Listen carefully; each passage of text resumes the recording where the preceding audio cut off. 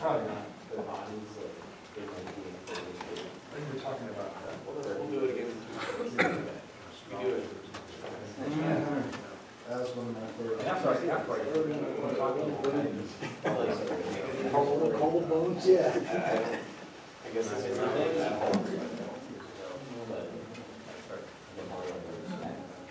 One of the things is they're doing is that Constellation. Yes. Forget it because we were 12 months. So what do you do if you were born under that exposed case? And then you look at the time of the sun, these demons cross over. Oh, that's who I am. So you do that with the distance. The angular distance, and You start eliminating that. What about that constellation? Why did they just eliminate that? Which is why I don't think But like it could have. I think that's the biggest one. Oh, yeah. You know, I'm a Gemini, but Taurus for them. Do we, should it be updated? What shine Because you really should have. Okay. Let's get started. First thing, I better figure out how to switch this.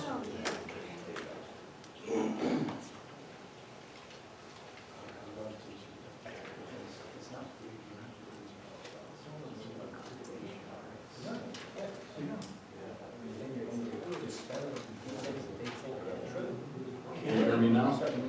Yep. If it's too loud, Perfect, yeah. that's because you have to yell at kids all day long. Okay.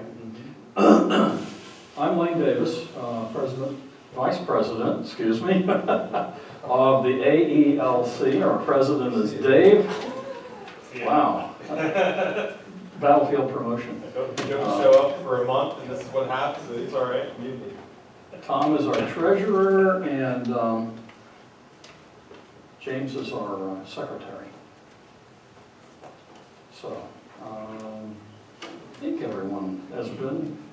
Any people, everybody's been here before? Right, okay. So tonight, excuse me, the main theme is gravity waves. And Dave and I decided to split this talk. I'm going to give the first half, he's going to give the second half. Now, how many people have seen Jupiter through a telescope? Most of you. All right. When I've done my half of that talk, I'm going to go out in the parking lot along with that end and set up my telescope, and we can, when he's done, we can look at Jupiter or anything else we can try to find. But meanwhile, let's see if I can remember not to use the mouse. Let's go to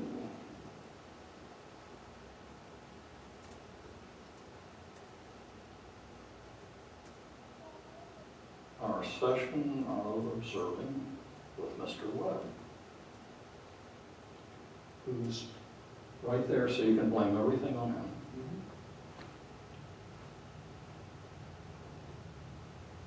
Hi, everybody, and welcome to Observing with Webb for March of 2016. Just wanted to let you know that March, there's not much going on. That was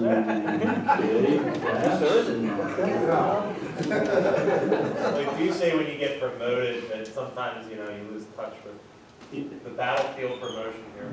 Like, That could be it. So let's try this again.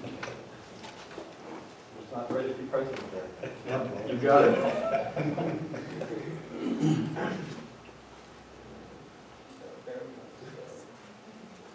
I'm going to talk about some of the things that I've been telling my high school astronomy students to study. I'm also going to talk about the planets that we can see. Then I'm going to move on to the moon.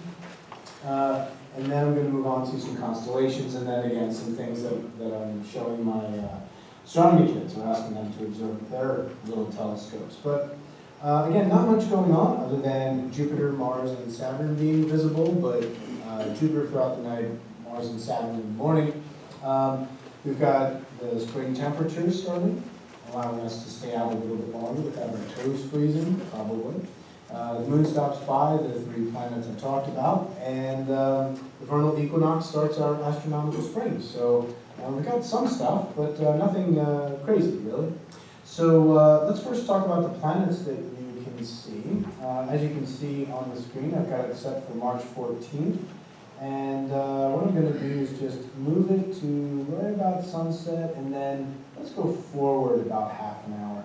What you see over here is Jupiter off in the east, okay? Not too high. But if you look toward the east, you'll also see Leo marching as well with Jupiter. And as time goes by, Jupiter's going to rise and get higher and higher along with Leo. Easy now. Okay. And what will happen is it'll move across the sky, and it'll be in the south by around midnight, and then it's going to keep moving until all the way to the west, until right around sunset, sunrise, Jupiter sets in the west, along with Leo for the entire night. So Jupiter's really fun to look at through a telescope. It's one of the things I'm asking my students to look at, because you can see cloud bands and you can see the moons, Callisto, Ganymede, Io, and Europa's in there somewhere. Yeah. I need to fix my labels a little bit here, but that's what you can see through a telescope.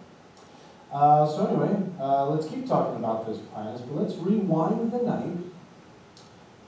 Because what's happening throughout the night is when Jupiter's at about its highest, which is a great time to observe it, around, well, I have it for daylight savings time here, about 1 a.m. After about 1 a.m. daylight savings time, Mars pops up out of the east-southeast. And what will happen is it'll keep moving up, and then about an hour later, Saturn pops up as well. So I'm going to treat these two as being the same thing here. What you notice, if you look closely, you'll see Mars is going to be a little reddish, and it's going to be right above this star called Grapheus, and Mars will be the redder one up here. Saturn is over here, it's more cream colored, and you can use the bright star, Antares, which is the bright star of Scorpius, to sort of make that bright triangle in the sky. But really neat. Scorpius is pretty easy to find in the sky, I find. It's this nice S shape, and Mars and Saturn are right there. And they're going to rise up and move toward the south until sunrise. They will be directly in the south, and Jupiter will be setting. Now, some of you might be thinking, what about Venus? It's been beautiful for a while. And yeah, I agree, it has been beautiful for a while. You might be able to catch a glimpse of it before sunrise. Now, sunrise is 7:15 a.m. It's probably 5-10 degrees above the horizon. It's not going to be easy to find, but if you're good and you have a good horizon, you might be able to find it. Mercury, however, won't be able to see it. It's actually passing behind the sun from our perspective, so no way we're going to see it in the sun's glare. Anyway, let me move on to the events for the month, and let's use the moon as our guide. So let's go to March 1st, and let's go to the morning of March 1st. You've got the last quarter moon up in the sky. Go back a little more in the night. You've got the moon up there in the sky, then you've got Mars, red Mars over here to the right, and Saturn down and to the left. You've got Antares down here as well, sort of a parallelogram shape there, although not quite, sort of off kilter. But that's going to be on the morning of March 1st. And then the next morning, let's say about 6 a.m., the next morning the moon is going to be, I don't know why it's freaking out there a little bit, but the moon's going to be closer to Saturn over here, only about, 3 degrees away. And slightly crescent moon in that case. Then what's going to happen is every night for the next couple of nights or mornings, the moon's going to get lower and lower and thinner in the sky until the 9th, which is when we have a new moon, darkest skies, and in fact there is going to be a total eclipse, but that's going to happen around or in across Indonesia and the Pacific Ocean. So if you live there, go see it, but I'm not going to concern myself with it because I don't live there right now. And this is not exactly a global phenomenon of a video. So let's take a look at the western skies then. And let's start looking at the western skies around sunset on March 13th. So actually, let's move back. So after the new moon on March 9th, you'll see that it gets higher and higher and thicker in the sky. March 13th is when daylight savings time begins at 2 a.m. And on the next night, the 14th, you've got a first quarter moon. First quarter moon, that means it's visible from, well, before sunset technically, but around sunset, all the way to around midnight. And that's on the 14th, and you notice that there's not much around the moon at that point other than some cool constellations like Orion and Gemini. So what's going to happen is each night the moon's going to get thicker and thicker and thicker and brighter and thicker. And let's see, oh, I lost my place. There we go. On the 20th of March, it actually has nothing to do with the moon, but 20th of March is the spring equinox this year. It's the first day of spring, astronomically speaking. It's when all of the Earth has 12 hours a day and 12 hours at night, equinox, equal. And now, meteorologically, spring actually starts in the beginning of March, about 3 weeks earlier. But there's way more info on that on the Podbean site if you want to look at those links. Then the next night, oh, hey, you notice that the moon's getting kind of close to Jupiter? Yeah. So on the next night, it's much closer. In fact, let me zoom in. The moon's pretty darn close to Jupiter, respectively. You can see the moons of Jupiter right there. And we're seeing that on the 21st, Jupiter and the moon are only about 2 degrees apart in the east, and they're going to travel to the south, okay? And they're going to be off in the west around sunrise. So let me just simulate that. Keep going forward in time, and the moon and Jupiter will set pretty much together in the west, right around sunrise on the 22nd. So what's going to happen? Let's take a look at 4 a.m. It's super early in the morning. But if you look at the full moon, what's going to happen is over the next couple of days, it's going to get a little less dim. Full moon is on the 23rd. Sorry, I'm a little off today, more so. But the moon is full on the 23rd, and there is actually a lunar eclipse. However, it's a penumbral lunar eclipse, which is when it actually goes into the outer portion of the shadow. I wonder if you can see this. This is the umbra, okay? It's not going in there. It's going in the penumbra, in this lighter outer portion of the shadow. You don't really see anything, okay? It's not even a partial eclipse. It's just going into that penumbra, and that's it. Anyway, so let's move on to the 28th, because the moon's going to get thinner and thinner and thinner until still thin, still thick, still a waning gibbous. But what's going to happen is you're going to see Mars, Saturn, and the moon sort of come together. So the morning of the 28th, they're somewhat close together. You've got Saturn, Mars, and the moon. Then what's going to happen is the next morning, the moon is going to be up, but sort of in between Saturn and Mars. And then the next morning, they sort of make a line, Mars, Saturn, and Moon. The, let's see, this 28th, 29th, and 30th, then the 31st of March is when you have a last quarter moon. Over there in the southeast, that's only visible from, let's back up, about 2:30 a.m. And into the morning, you should be able to see it. So that's really it for what's going on for the month. I just want to show you a couple things that I'm asking my students to find. When we go back to March 15th, and let's go to sunset. We're looking toward the south. Let's go a little bit later.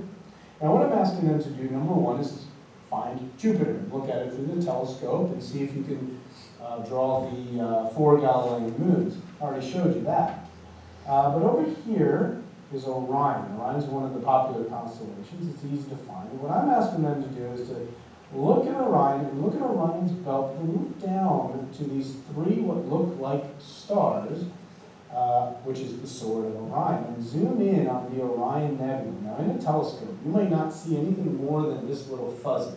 Depends on the telescope. But if you start zooming in and taking some time-lapse pictures, you can start seeing something like this, which is the Orion Nebula, which is a stellar nursery. It's where stars are being born.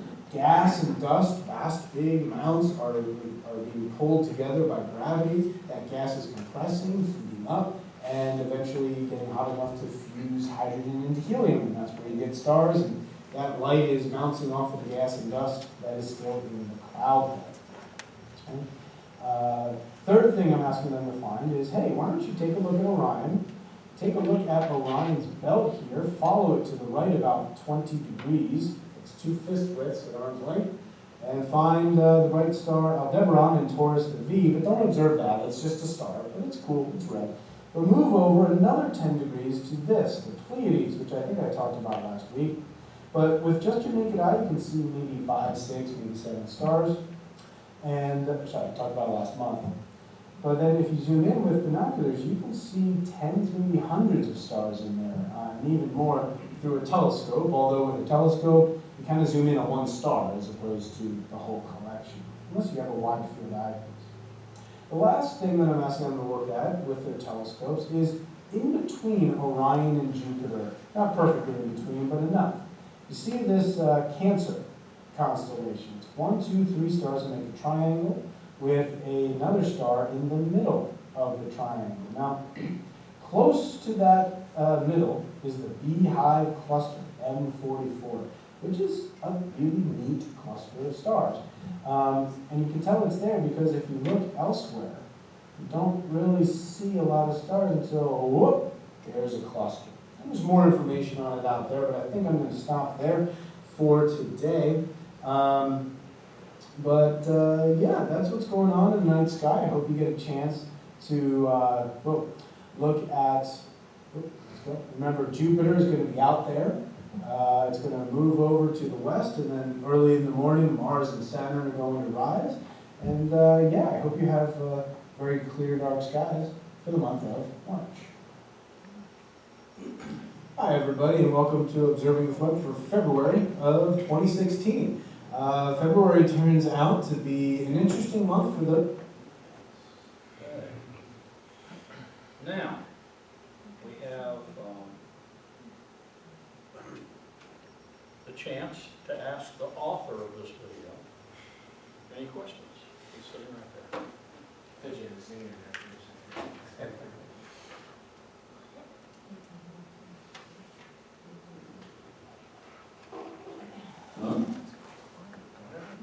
I always take it as I'm the best teacher in the world. You must be.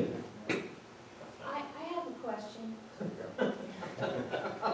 You're not the best teacher in the Well, world. no. It's not about the information you gave us, but it's about something that I saw at BP Earthwatch.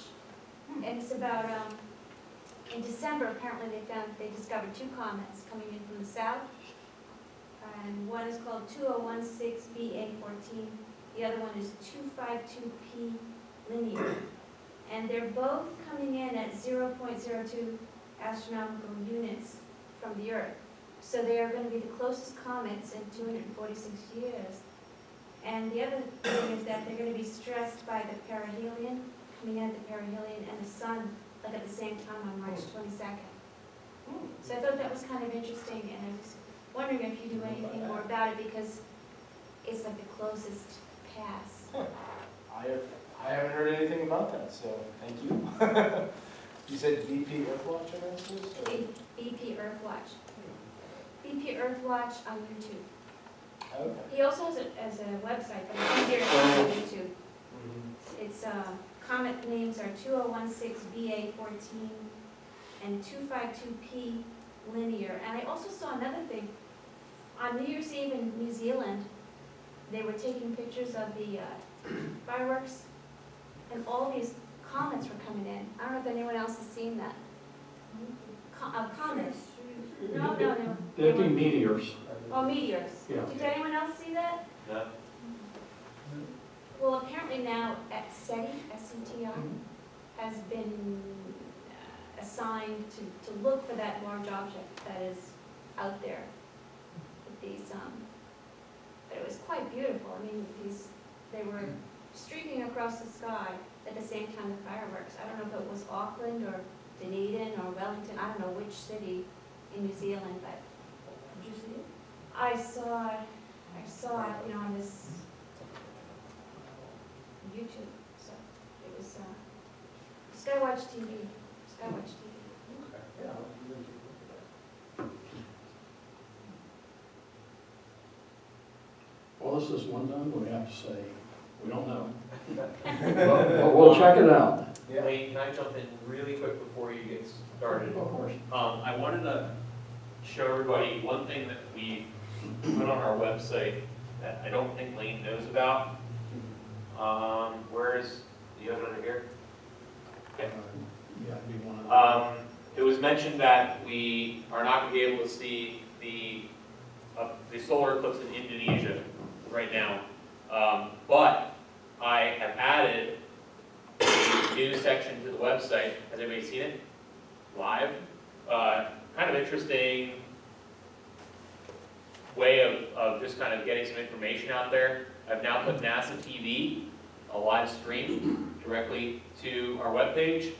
And also SLU is a company that allows you to actually rent telescope time from all across the world. And they have recently contacted me about their live 24/7 broadcast where we can, as a club, go in here and check out what's going on. And I believe it's not actually playing yet. They don't always play something. It's 24/7, right? It's not always playing, but later on this evening, I believe it should have been started by 6 p.m. So I gotta double check my link here.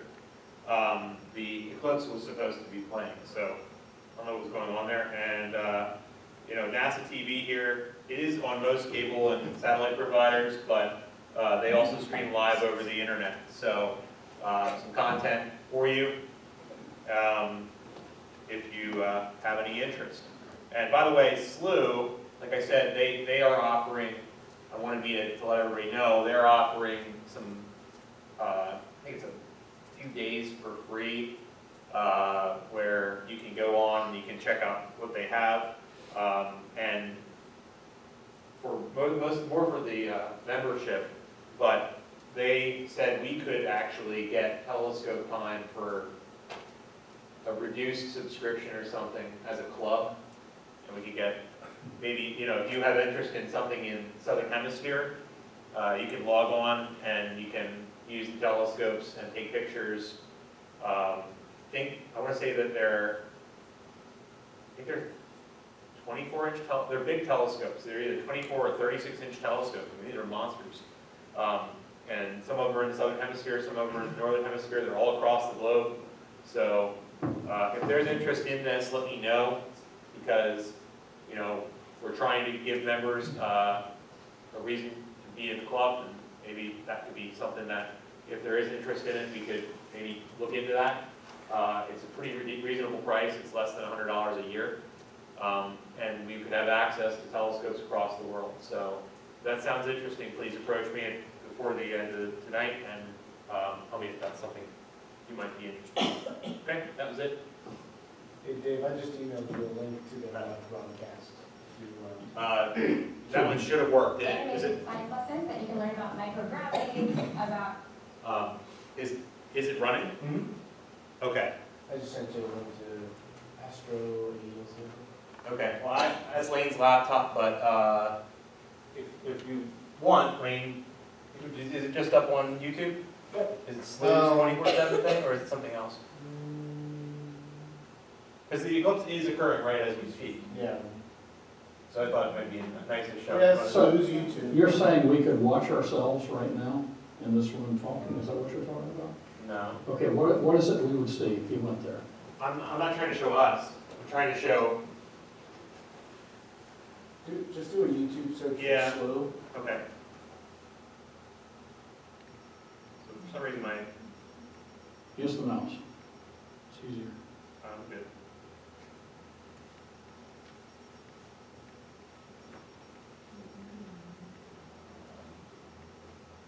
All right, so live.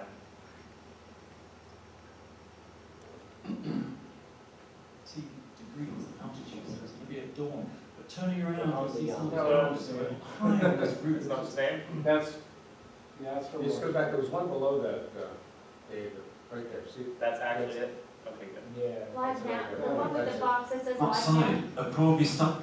the one up, There's another one? yeah, see, it says That one black right and white, it says Here? live, Yeah. no, yeah, right there. Yes. Ah, There you go. there we are. So, yeah, they do this kind of stuff. Well, listen, I mean, we're making So up you're this, saying- we're adding words in the English dictionary, but about 4 hours. Which English though? American English or British English? Definitely British. Well, there's a picture of the sun for about. English, English. So, yeah, it was only 4 hours ago that we talked, because we were kind of inside with very little. How about we play this, we keep this here in the background, and if you see anything interesting, once it gets to totality, if you could let us know. Rob? Yeah, I'll let you know. Okay. Sorry, I was distracted by the ridiculous comments. All right, I'll let you do your thing. Because it'll be a totality in, what did it say, 39 minutes? 40 minutes. 40 minutes. All right, let's see, where was I? Oh, yeah.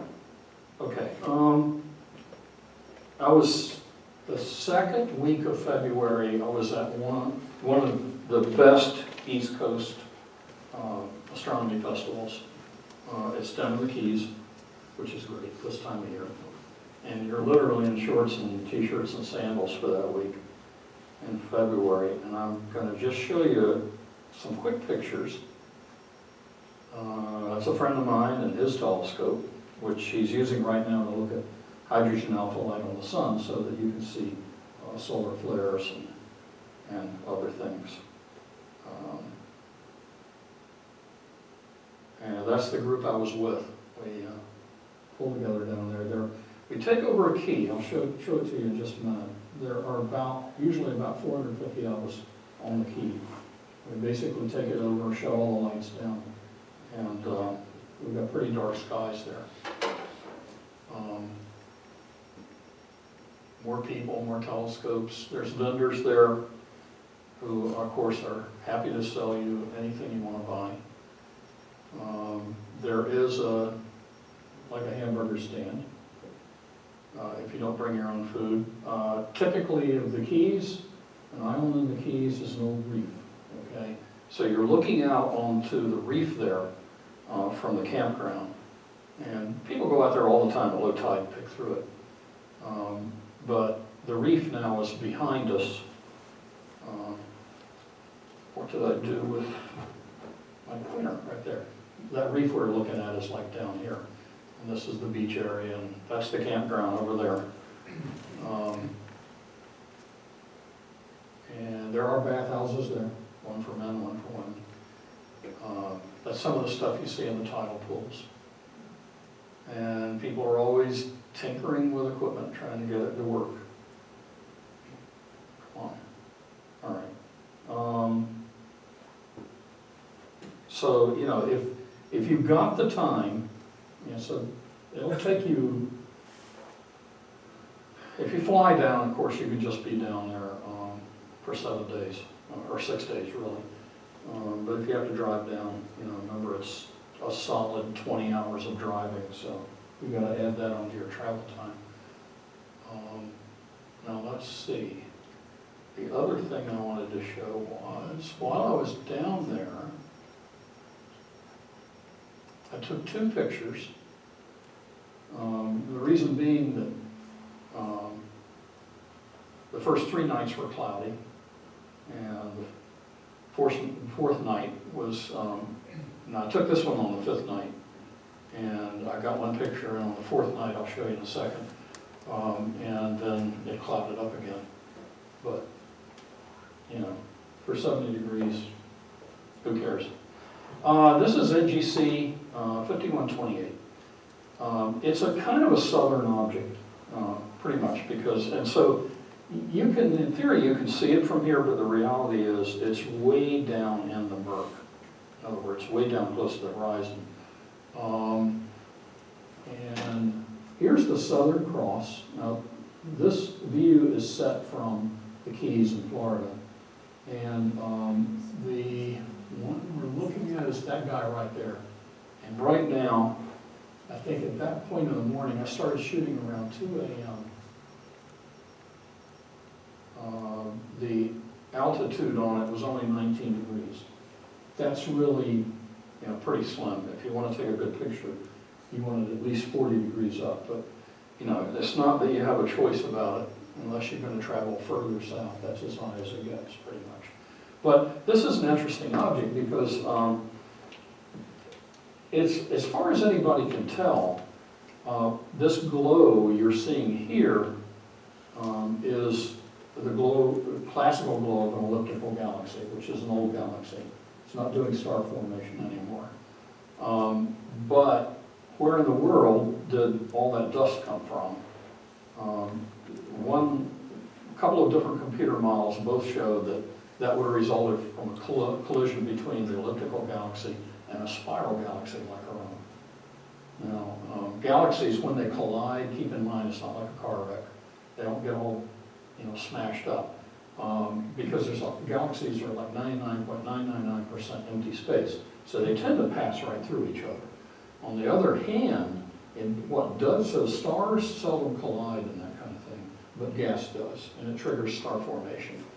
And nobody knows yet whether or not all that dust, which is usually a byproduct of star formation, came from the spiral galaxy that hit, or came from a round of star formation triggered by the collision.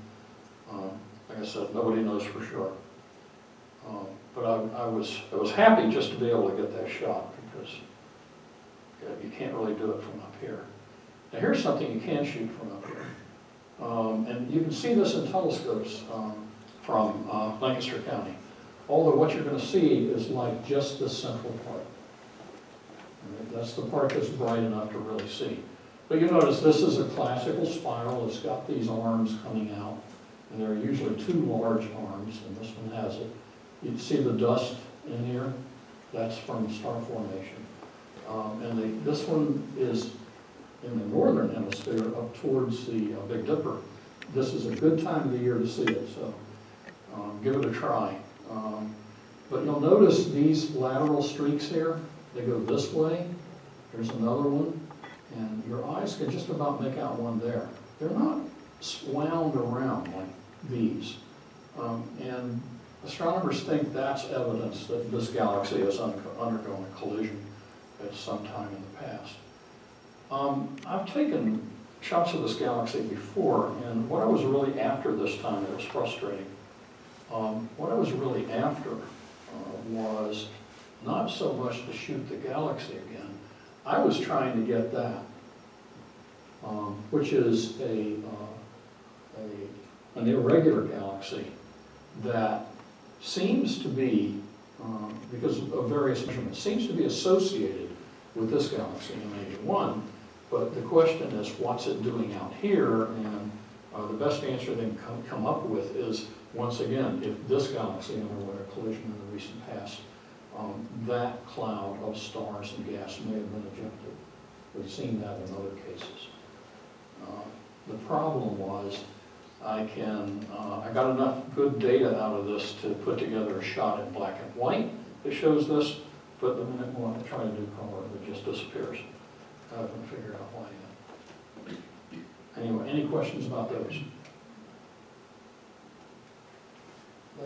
Yes. How much total exposure time do you have there?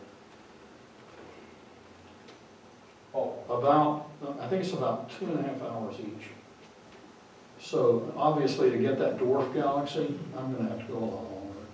Because basically I have to beat the more you expose, and I won't go into this, the better the signal-to-noise ratio, so it brings faint objects out better in your image. So I've got to go back and reshoot that. And the interesting thing is, I don't have to shoot it all over again. I just have to shoot more and add it in.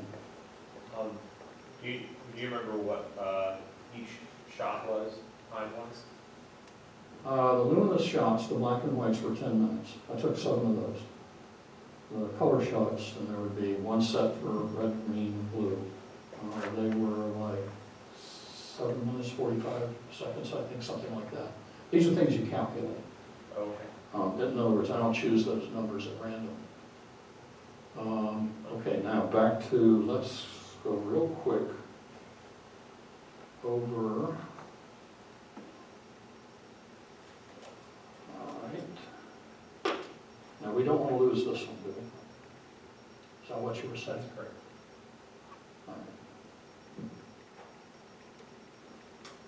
All right. Let's go back to our site, to the calendar.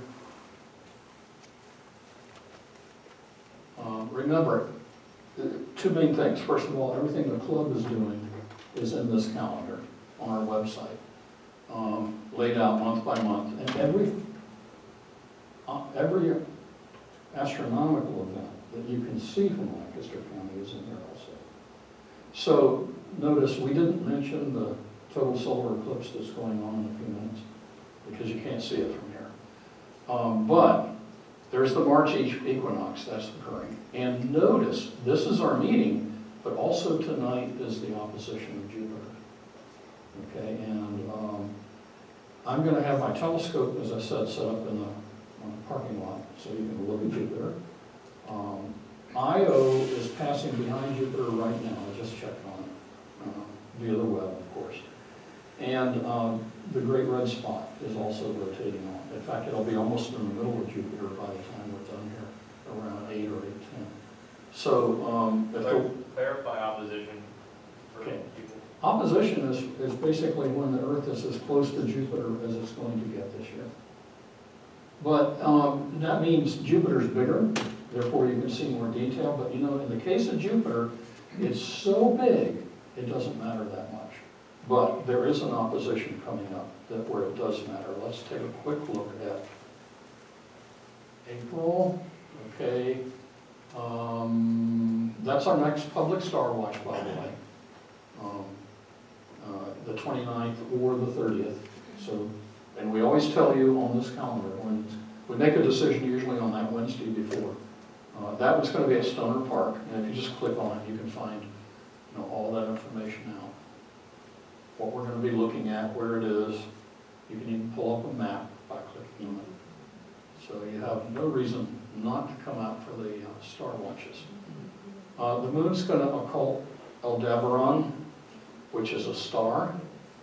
It's going to be 6:27 p.m., so it's going to be pretty much daylight, especially by then.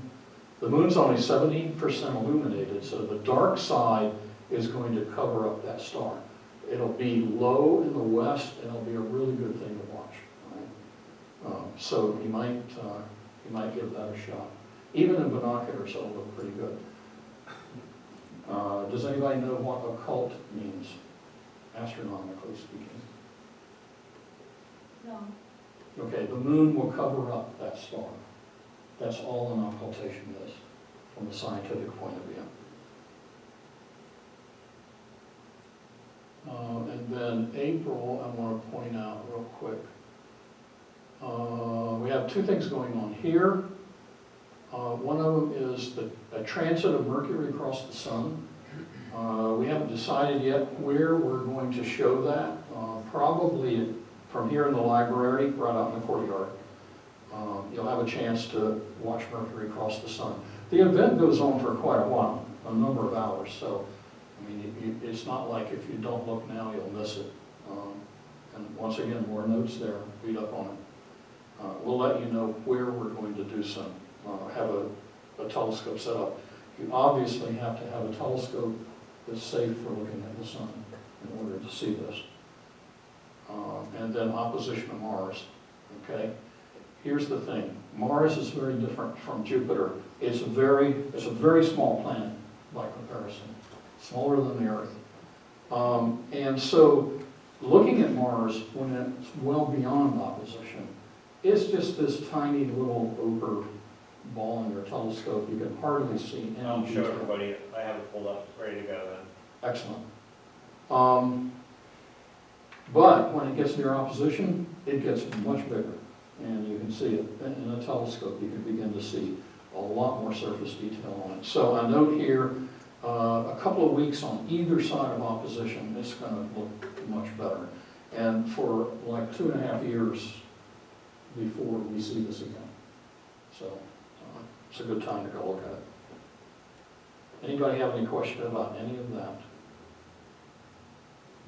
Just mention next month's meeting topic.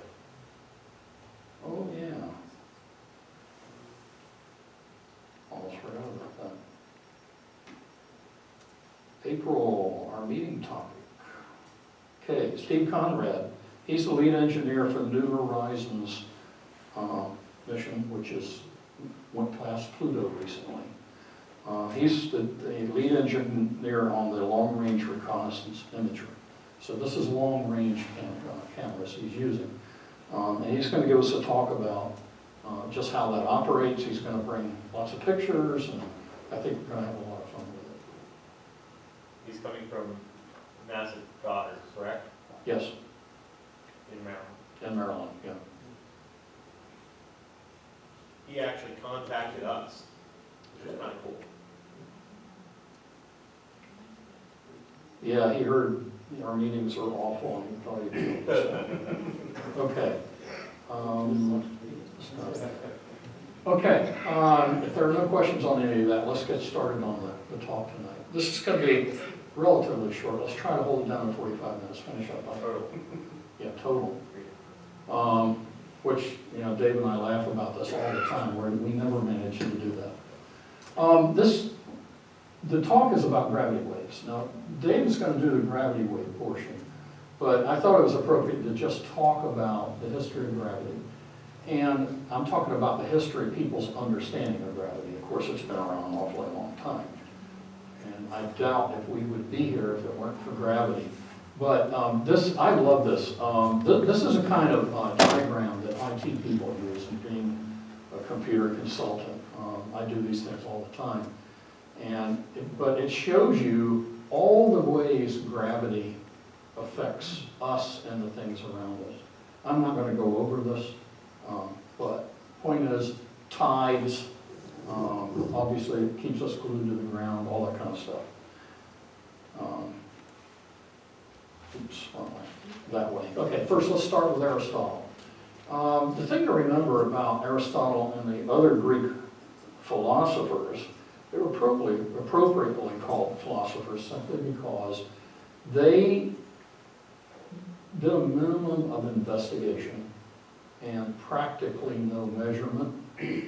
They did do some measurement, but not much, all right? So they had no feedback loop. They would just come up with ideas, well, we think it works this way. And to them, if it made sense in their worldview of things, then it was probably right. In other words, they didn't go out and test it. But here was the Aristotle's idea was you have 4 elements: earth, water, air, fire. Okay. The earth is at the center. Not only the center of all this, but it's also at the center of the universe. And sitting on top of it is water. And sitting on top of the water is air. And then above the air is fire. If you look at their view of things, like the heavens were unchangeable, immutable, made of something like fire, they have different words for it, that makes a lot of sense. I mean, they're talking about the celestial sphere here. When they looked up, this is what they saw. And they knew, of course, we're sitting here on ground, on the earth, and there is water covering some parts of the earth, and we're all breathing air, all right? And their attitude about gravity was that it's just in the nature of Earth. And it's also in the nature of the center of the universe. However you want to define that, they just said it's in the nature of those things to pull all this down towards the center of the universe.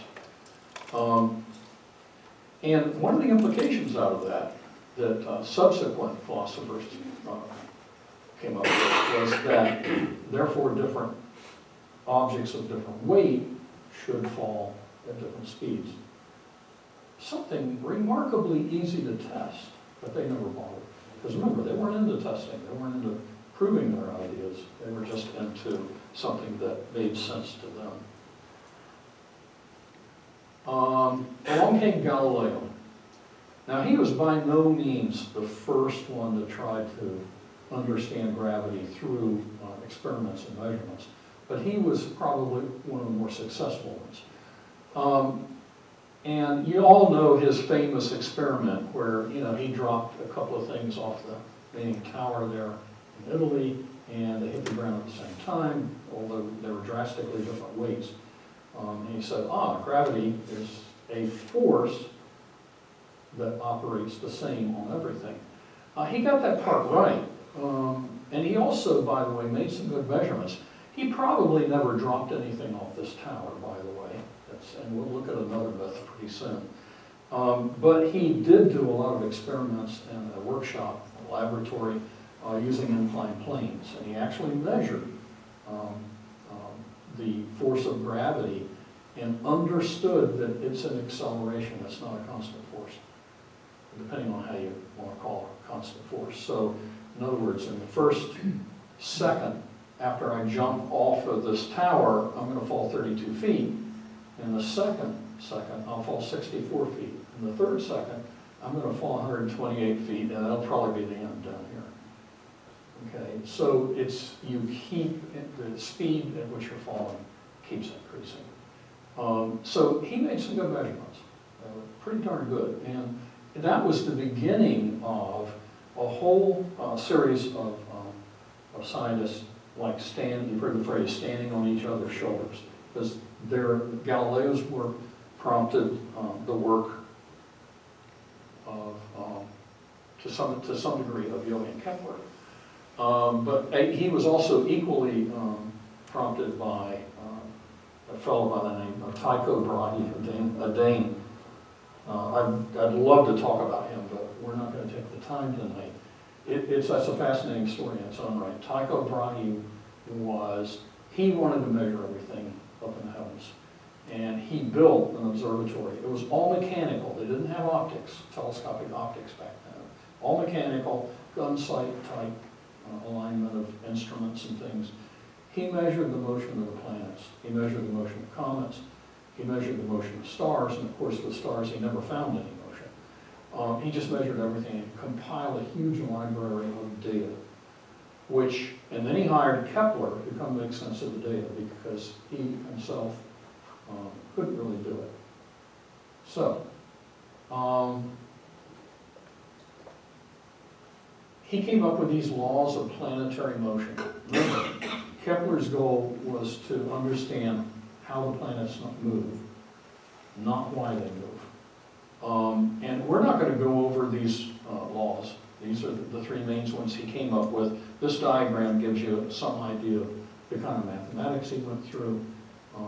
Coming out of this was the main thing. And once he understood that the orbits of the planets are elliptical and not circular, and by the way, they're only slightly elliptical on the whole, very slightly. Once he made that breakthrough on mathematics, then he came up with those rules expressed as mathematics. This is a mathematical model, all right? And of course, with that, you can now say, okay, where is Jupiter going to be 10 years from now? And he made that calculation, came up with the result, and sure enough, 10 years from now, that's where it was. So once again, they were now into proving things, making predictions and proving things. And then next we had, of course, Sir Isaac.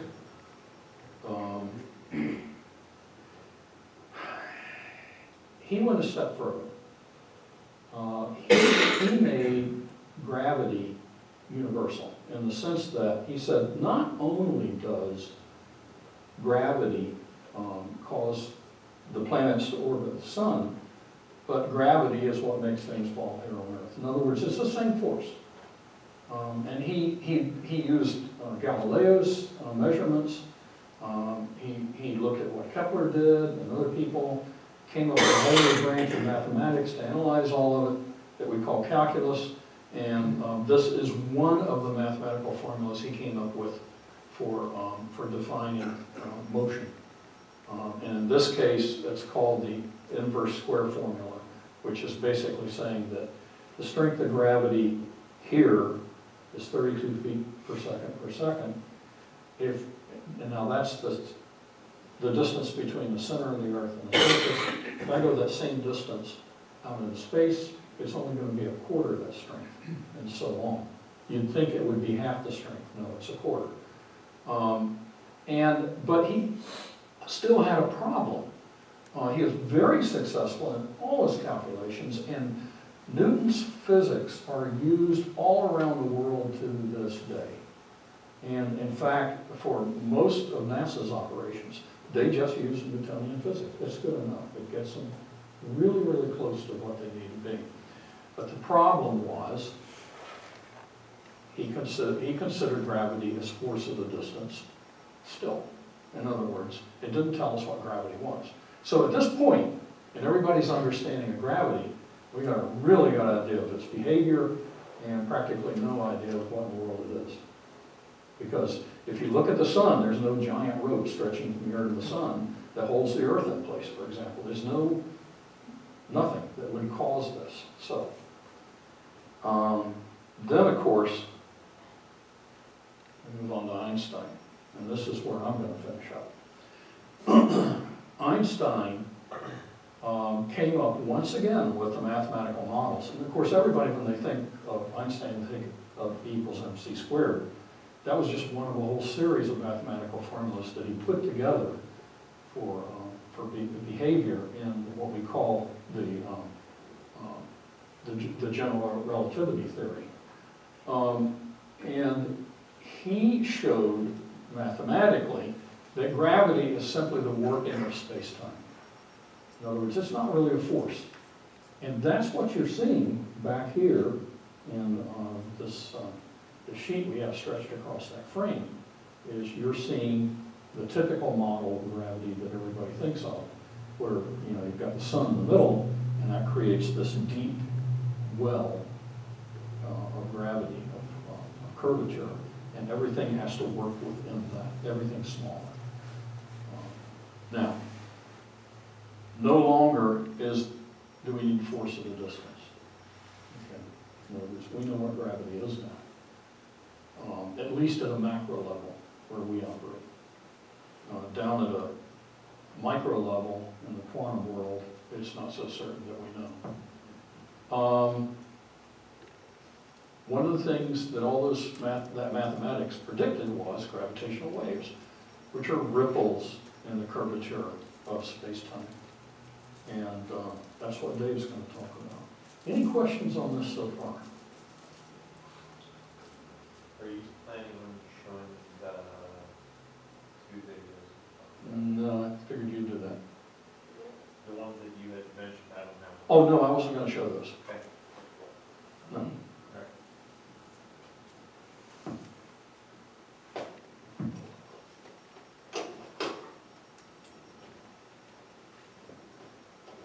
Here's your HDMI cable. Give me the findings for it. Yep. Give me a second. We've got about 12 minutes until totality as well. Oh, okay, so.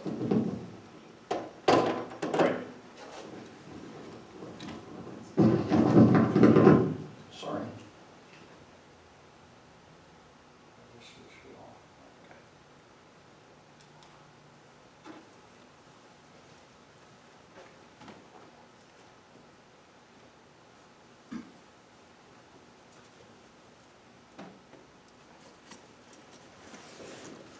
All right, can everybody hear me? Okay, so as Lane said, I'm going to kind of switch gears now.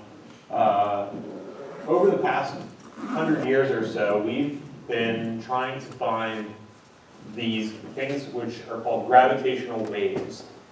And this is a result of Einstein's work and Einstein's relativity. According to the mathematics, if we have an interaction of two things that have a lot of gravity, for instance, neutron stars or black holes, or a supernova. This will be simple. All right, that's better. All right, so this picture here represents the merger of two black holes. And you can imagine, and you can even test back there with the marbles, if you place two things that have mass next to each other, they're going to start to go around one another.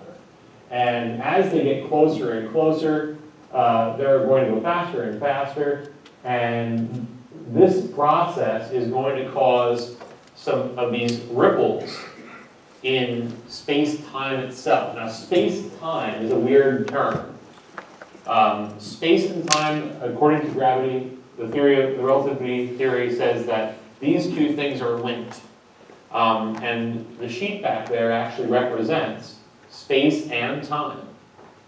So when we warp space and time, you and I would never know.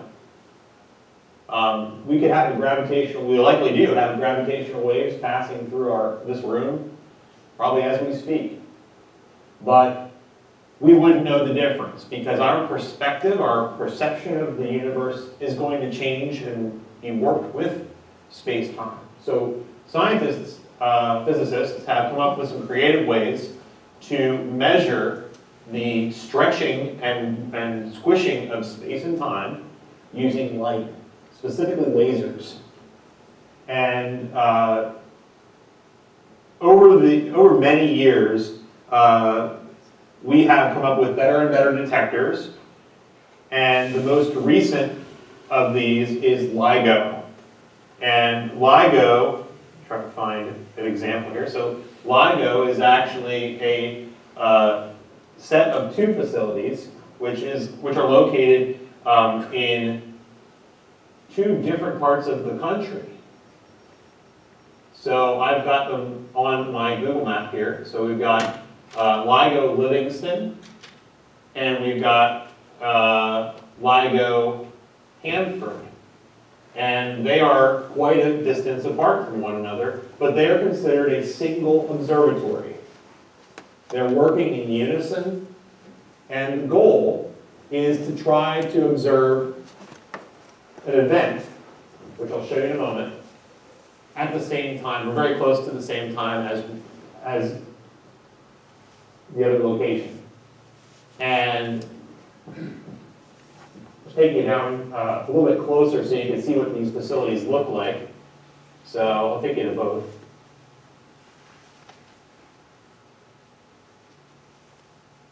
Okay, it doesn't look like much from up here, but these, okay, there's your central building, and this is an enormous vacuum tube. So it's a big pipe that we pull all of the air out, and we have a laser that shines down. It hits a mirror. So here's the pipe. That's all it is, a big pipe. Comes all the way to the end. It hits a mirror. The mirror bounces the light back to the center location, the observatory itself. And the other side is doing exactly the same thing. The light's going down, it's a separate laser, hitting a mirror here, and coming back. Now, the amount of precision that they're using, I believe it's about 10,000, 1/10,000th the width of a proton is how good of their sensitivity is. Now, to put this into perspective, that would be like measuring the distance from here to the next closest star by the width of a human hair. That's the sensitivity that they're working on. So you can imagine a truck drives down the road and the data goes like this. Okay? So you cannot rely on a single observatory. Because, you know, the truck drives in, hey, everybody lunch, you know, and everybody's like, yeah, lunch, and then they go, wait, my data. So, you know, we've got to have a second location to confirm if this wiggle on our graph, which I'll show you in a moment, is the same wiggle. Because if it's not the same wiggle, then it's not data. So we have to go pretty far away.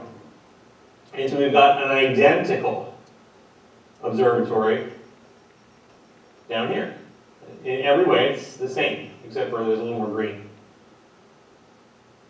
But each of these observatories has people that work there, scientists who monitor the equipment, they check the data, and they communicate to each other, but they are working in unison. Now, what does LIGO data look like? Let's see. Okay. You have 5 minutes, David. I have 5 minutes. Until totality. Until totality. Until you pull me off the stage. All right, so this is going to be really quick, and I don't know if it has sound. I hope it does. I haven't tried this with it plugged in. Okay, we're just going to go with what's on my computer here. So it'll play a number of times. What you're going to look for, what you're going to listen for, I should say, and watch is for the two sets of data, the LIGO Hanford and LIGO Livingston. We're going to watch as their data peaks at the same time. And if they peak at the same time, they make a noise. Just for the, you know, excitement.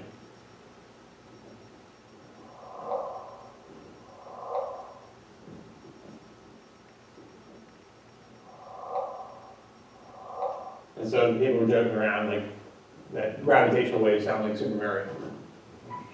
So, if you look closely, the data in here, it's all just wiggles. It's like the shaking of that mirror. The distance is changing. And the scientists are looking at this as a frequency. Okay, they're seeing the shifting of their laser beam.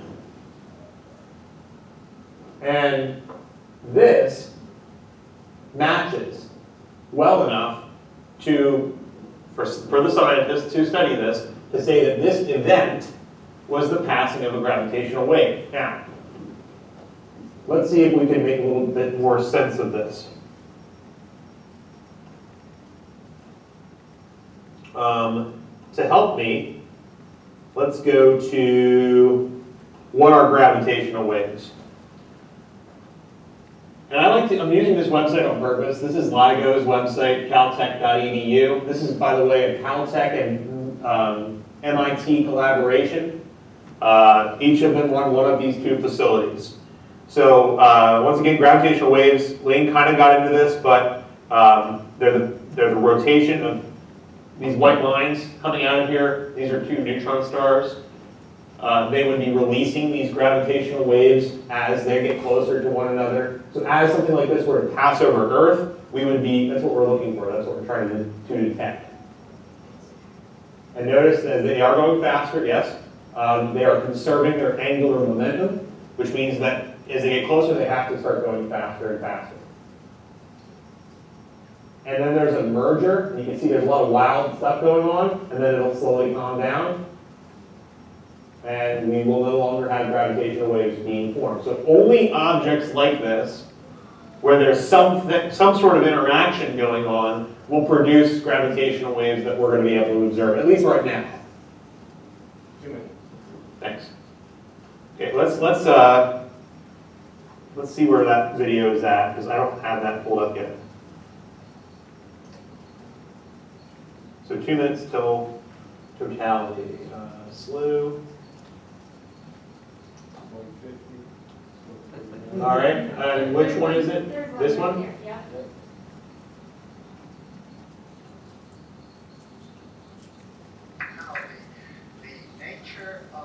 Would you like to watch us for the full minute? I'll step back.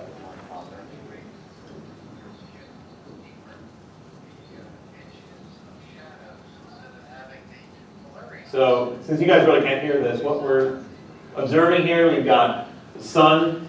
This is daytime, but I didn't do that, that's them.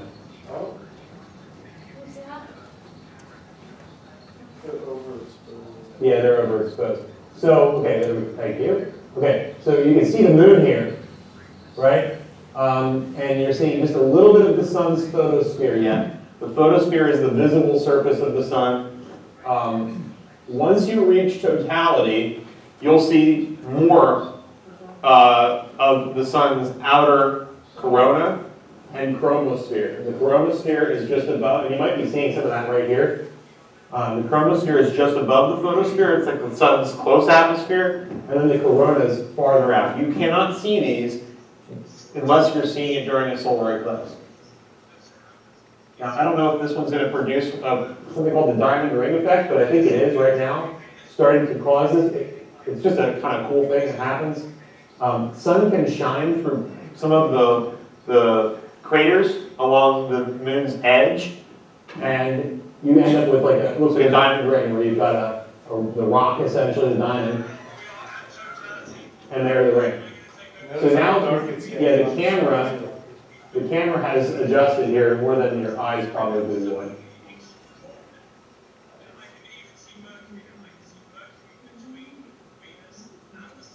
So this is happening right now. This will, by the way, happen in 2017. We have here in the U.S. I thought I would take this opportunity to let people know I have solar glasses here. If you would like, these are not mine to give away. They're actually my high school astronomy club's.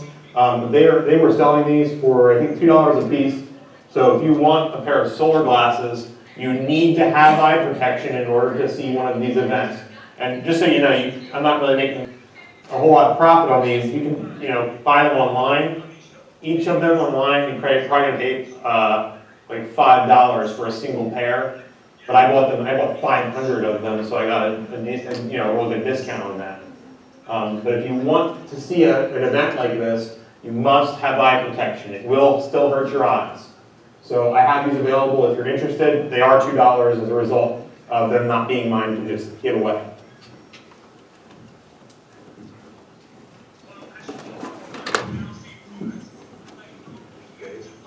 Yeah. And if you happen to have a welding helmet with a shade. Yeah, the welding helmets can work, but please be careful. Yeah, the diamond ring effect right there it is. The guy here said it's the most beautiful thing he's ever seen.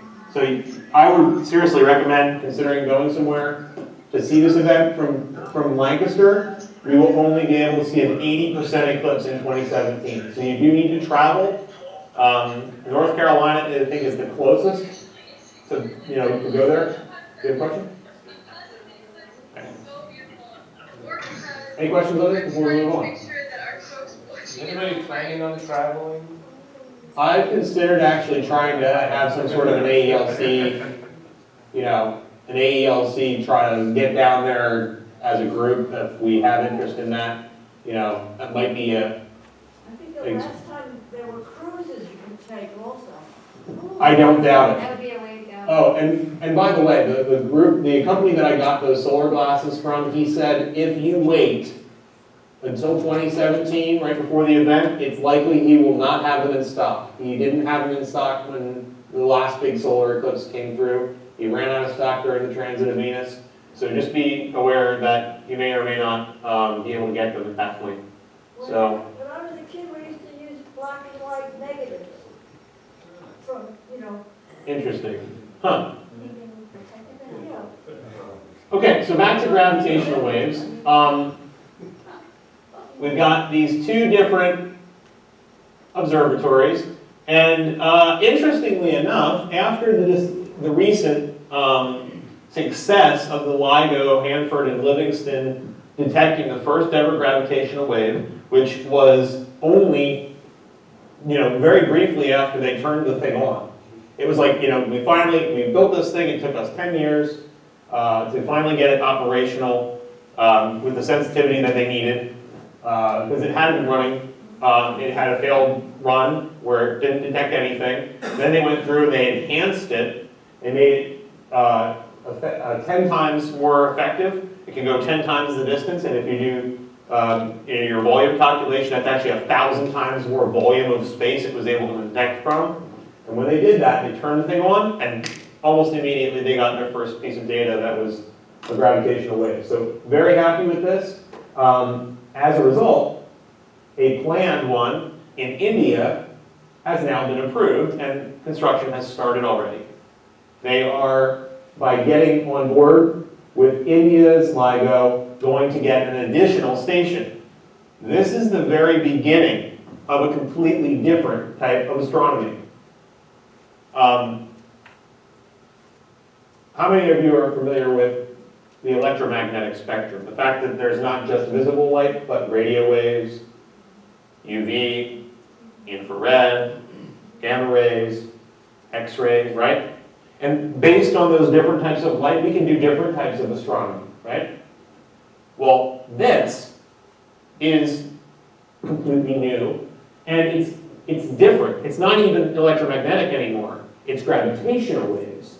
And there's a lot of scientists who say that according to relativity, we should be able to see many different types of gravitational waves of many different sizes and coming from many different directions. So by having one on the other side of the Earth, we now can understand a little bit more about where is it coming from, right? Three-dimensionally. We can start to get a lot more clear data because the distances between our observatories are larger, which means that our telescope, essentially, our telescope here, is getting bigger. Just like a bigger telescope gets more light, this bigger telescope is going to have a better resolution, right? They also are working with some other observatories that are a little less capable. Like for instance, this one here is the GEO 600. It's, I believe, 600 meters instead of 1 kilometer long. So it's a little bit less powerful, but it's still helping them gather data and confirm their data. So, you know, with more and more of these coming online, we're going to have more confirmation occurring, which means that our data is going to become even more clean, and the amount of events that we are discovering is going to go up drastically.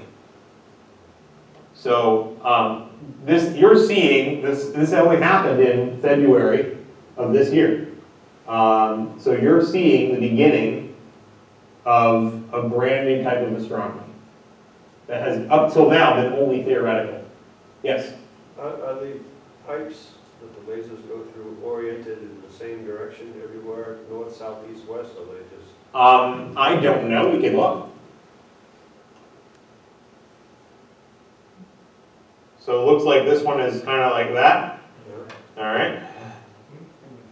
And the other one? They wouldn't want to be. That's what I was thinking.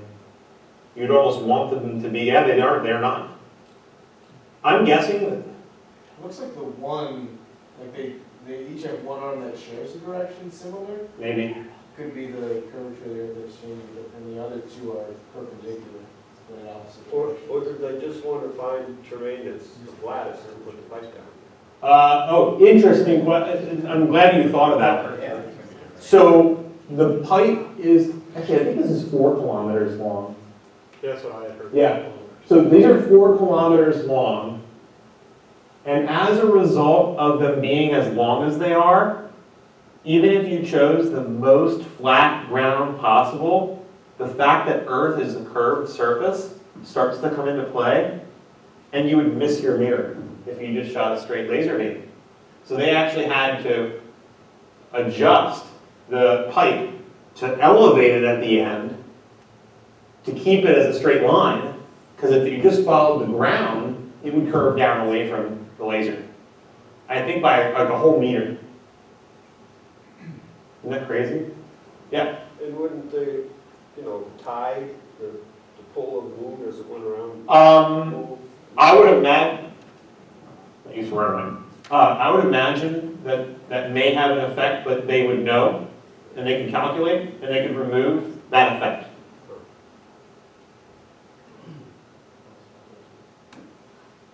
Okay. Oh, I know what the question is. I don't know if you encountered this question, but the student asked me, and I had to say, I don't know, If all of space-time is warping in and out and up and down, why is it that light doesn't? Because isn't that what we're measuring? We're measuring space and time moving, but light is not moving, and that's why.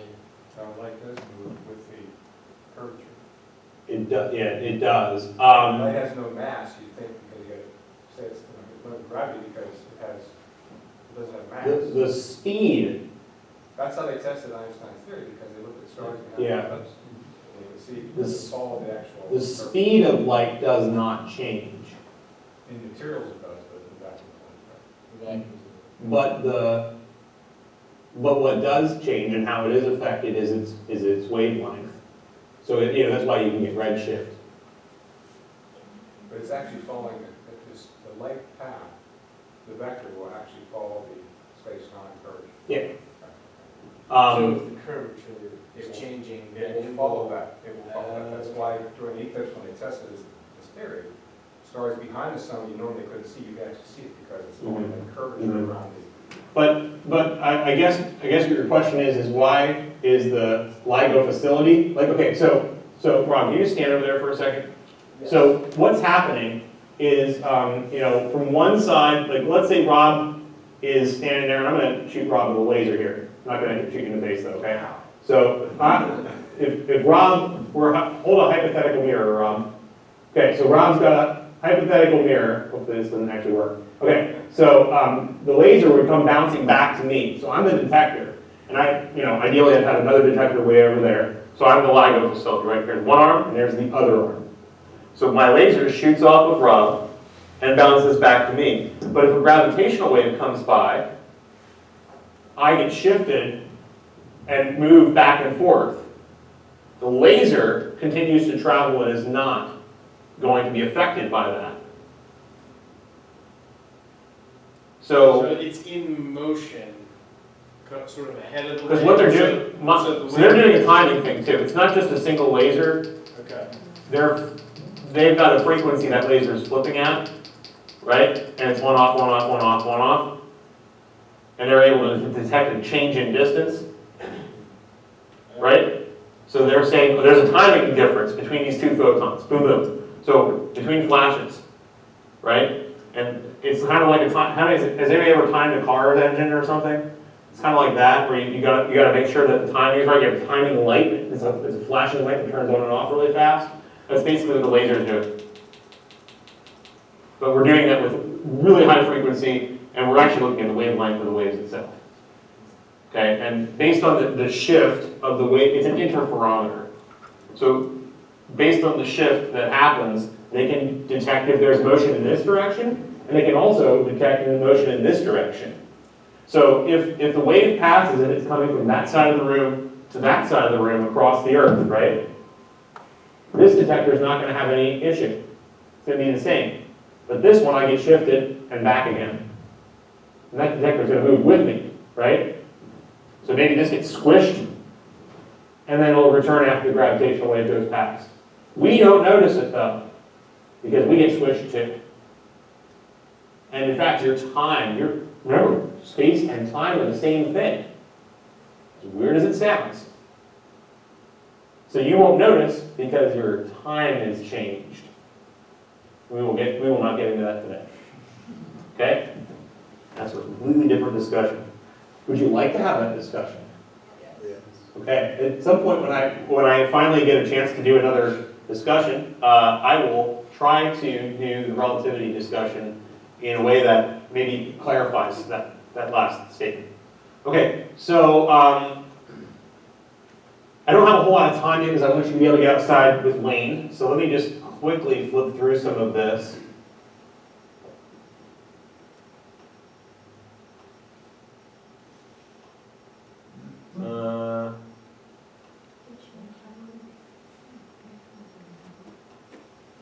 Okay, there's the two pieces of data.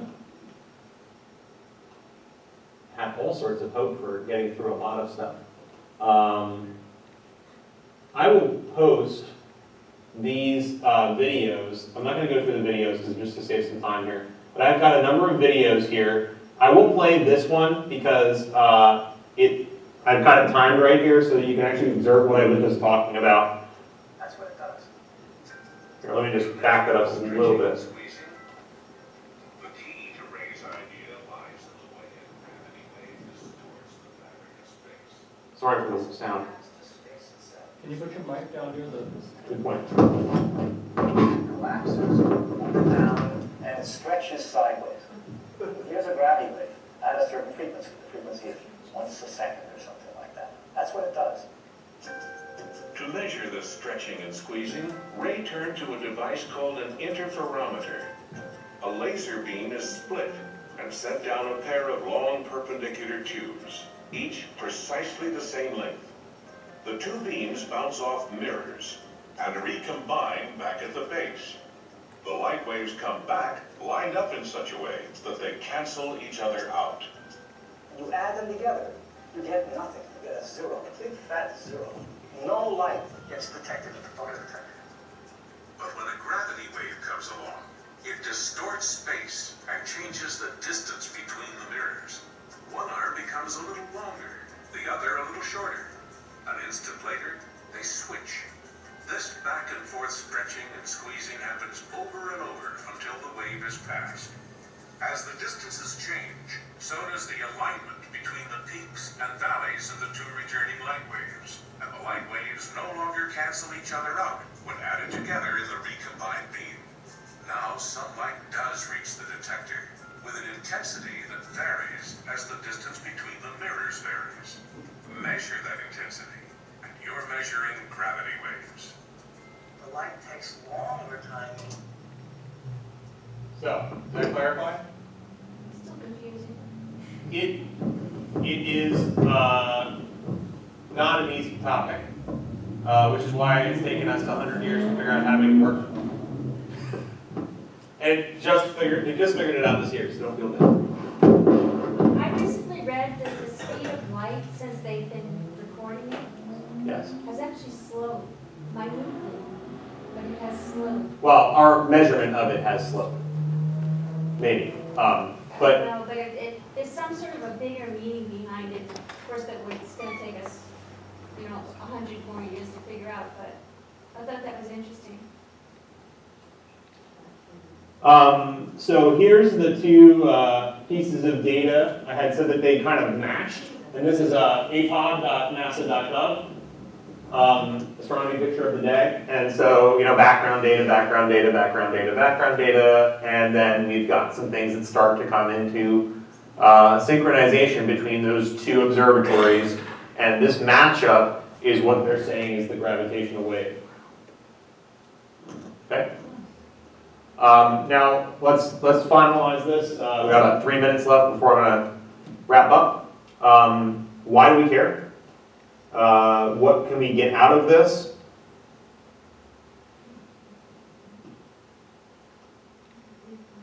Where's my physics girl? Here we go. Shouldn't have taken this off.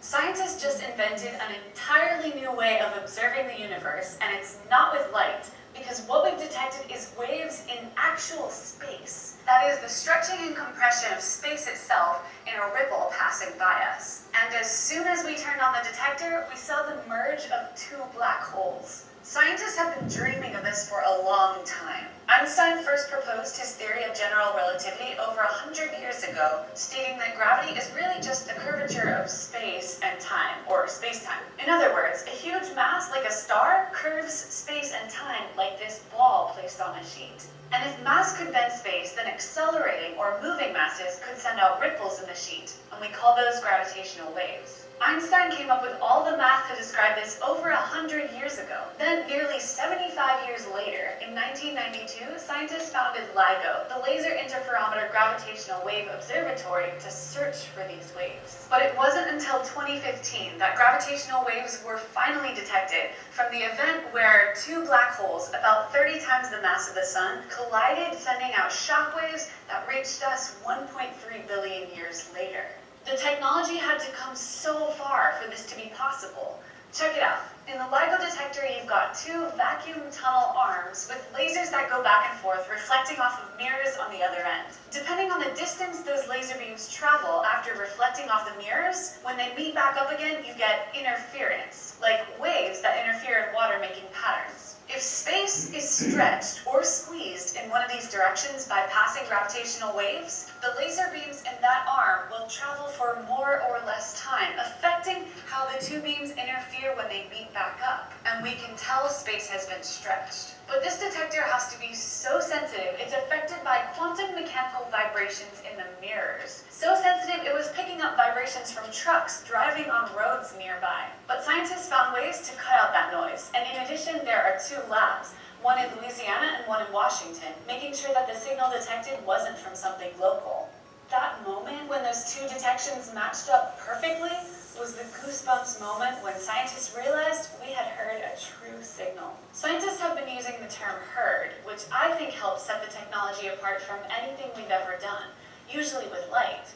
But the waves don't actually make a sound because sound doesn't travel through empty space. But scientists did take the waveform and turn it into a sound waveform to make the chirp heard around the world.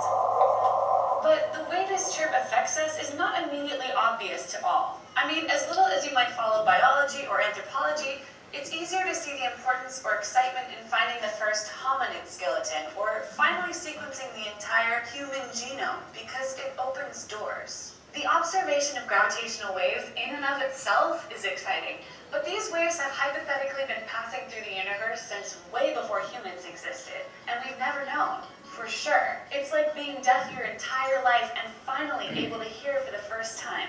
That's what we've done for gravity. That's what we've done for the field of astronomy. We can look out at the universe with an entirely new metaphorical lens, and at extreme violent events, and at objects that we know very little about, like black holes. Plus, the technology is the most precise instrument ever developed. It's improved cryogenics, optics, and made contributions to a number of other fields. And who can forget that, though Einstein was ironically uninterested in the applications of his theory of relativity, we relied very heavily on it for the multi-billion-dollar industry surrounding GPS. And lastly, I'm going to venture so far as to say that we should care because it's relevant.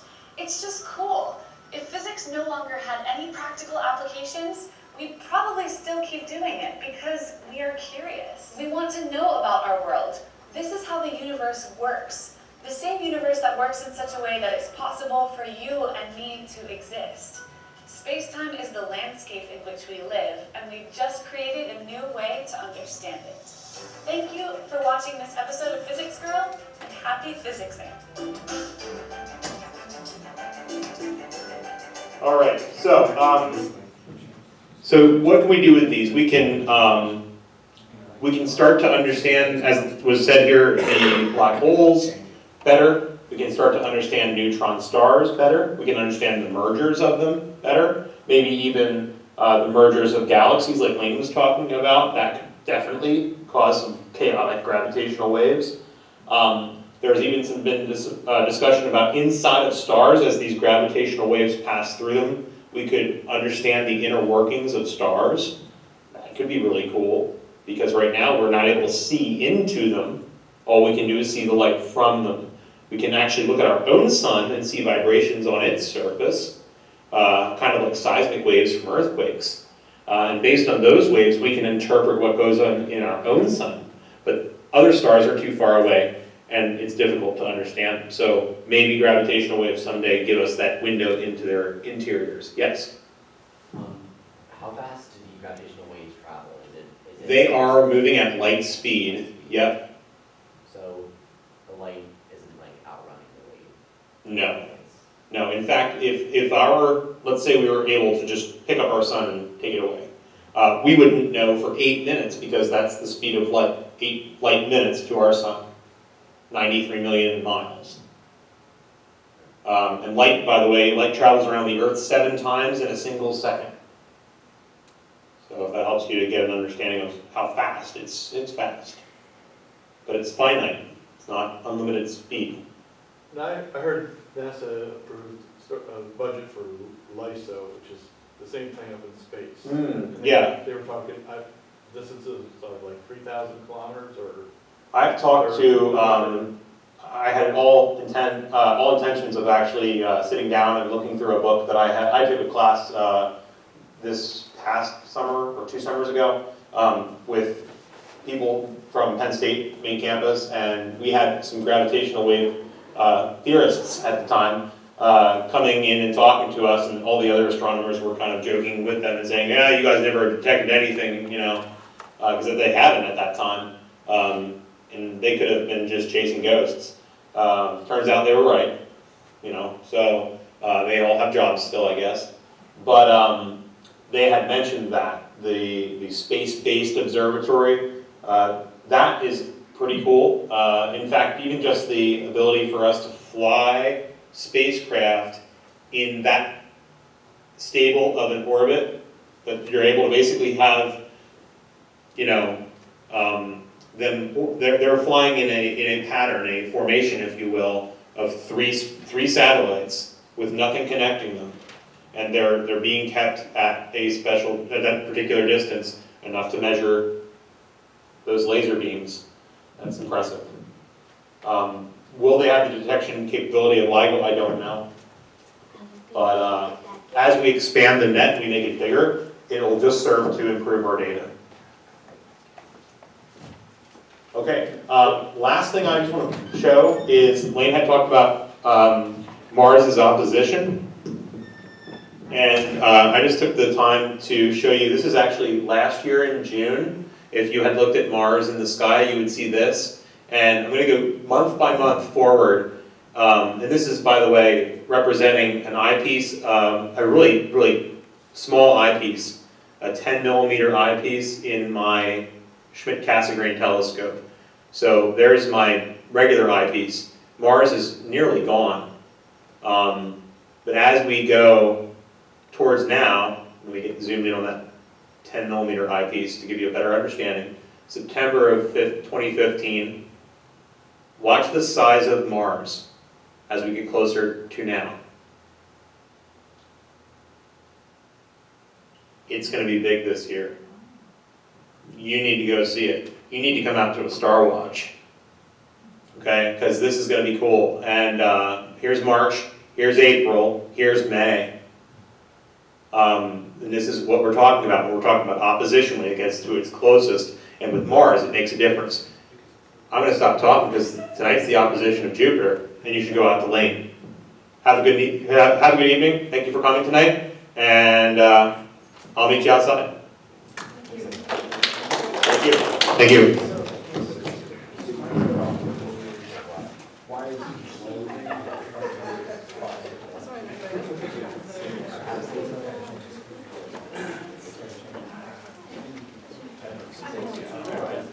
Time change. If the path changes, then it seems that there are the ones